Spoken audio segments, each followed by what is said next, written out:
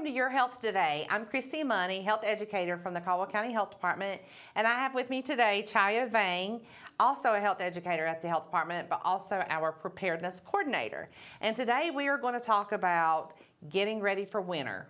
It's going to be here before you know it. Exactly. It's cold and rainy today, so we get a little taste, right? Not the best weather.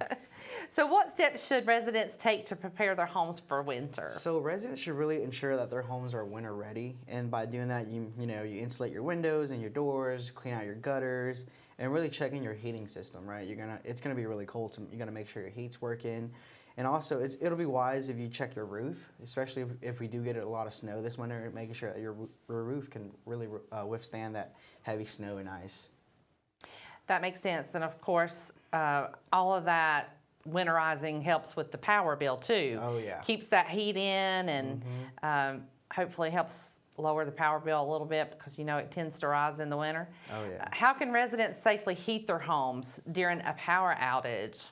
So during a power outage, residents can use alternative heating sources such as wood stove or portable heaters, but it is crucial to ensure proper ventilation, right? So if you're using a generator, you want to keep that outside because that will allow it to ventilate properly because of carbon monoxide poisoning.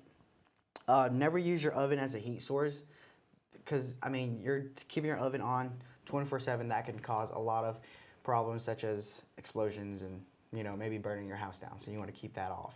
Right. And of course, with the carbon monoxide poisoning, you can always get the carbon monoxide alarm, right? So that's definitely...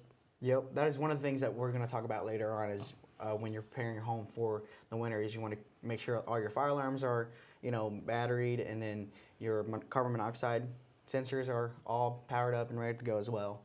That's a great idea. So what are the recommended supplies for a home emergency kit for the winter in case the power goes out for several days? Of course, we've just been through the hurricane and a lot of people have gone through that. So let's remind people what the recommended supplies are for a power outage.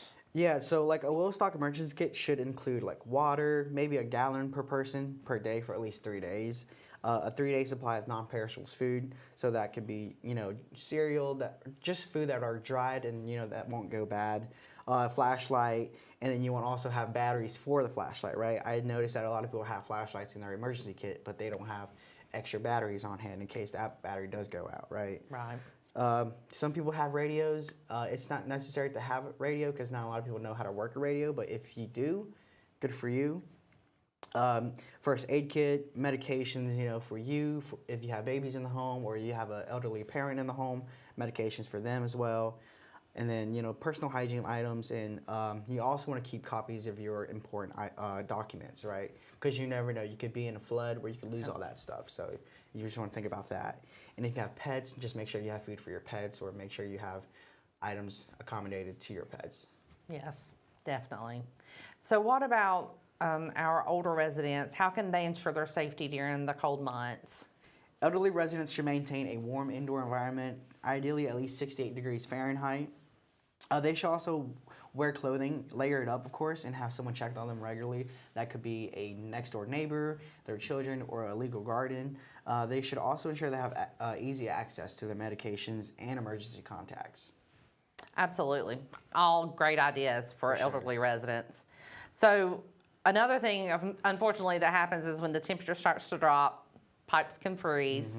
So what can we do to prevent our pipes from freezing this winter? So to prevent pipes from freezing, if you do have garage doors, close them, right? So if there's water lines in the garage or your open kitchen or your bathroom cabinet doors, right, you're gonna want to close those doors because as you open them, you're gonna allow all that hot heat to get out, right?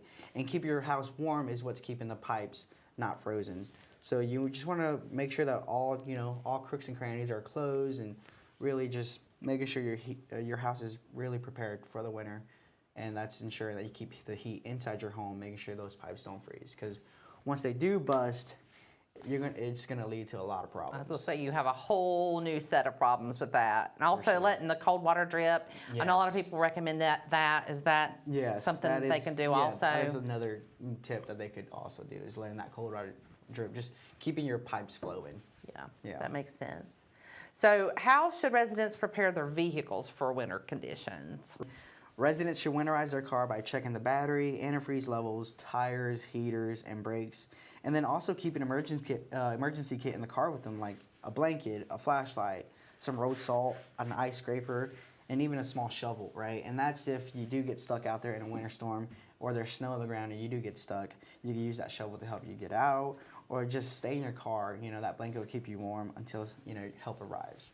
Yes, because you never know. Exactly. Being You out on the never know. road. I mean, the snow can come quick Mm-hmm. and fast, and you never know if you're going to get in an emergency situation. Oh, yeah. So what advice would you give to parents about children playing outside in the cold? I guess my number one advice is make sure your children is dressed in layers, right? Knowing the signs of frostbite and hypothermia could really help a parent out. And those set in really, really quick. So if you have your children dressed up in layers and just checking on them every, 15 to 20 minutes, like, hey, how are you feeling? Are you doing good? You want to go inside? Just check in, see if they're cold. If they're not, they want to continue playing, cool. You made that check-in. You allow them to keep on playing, right? But if they start feeling cold, then just take them inside. Yes, because it's definitely hard to keep the kids in whenever it's For cold sure. outside, and especially if there's snow on the ground. Oh, They want to yeah. go outside and play. Oh, yeah. So what should pet owners do to provide their pets protection during the winter? Pets should be kept indoors during extreme cold. If they must go outside, make sure they have a warm, dry shelter out of the wind and check their paws for a sign of cold weather injury or damage, such as cracked paw pads or bleeding, right? Pets don't have shoes like we do, right? Right. They rely on their paw pads, so just really making sure they're okay as well. And how can residents ensure their dietary needs are met during extended periods of cold weather and possible power outages? In today's technology, we know the weather forecast a week, 2 weeks ahead, right? So if you do know there's a big winter storm coming, just stock up on non-perishable food items that meet your dietary requirements, right? You should consider foods that require no cooking or refrigeration in case of power outages. And then you could also use your food thermometers to ensure the food remains at a safe temperature during a power outage. Definitely. Yeah. Well, thank you, Chaiyo, for helping us learn how to winterize our houses and our cars for the upcoming winter months. And of course, the main takeaway from this is be prepared. If you know that a winter storm's coming, cold weather's coming, just go ahead and make sure you have those emergency kits available and those non-perishable foods. For sure, yeah. And if you want more information, you could look up, there's plenty of information on the internet. Go to CDC website, go to your local health department. They have a lot of preparedness information as well. Absolutely. Yeah. Thank you. No problem.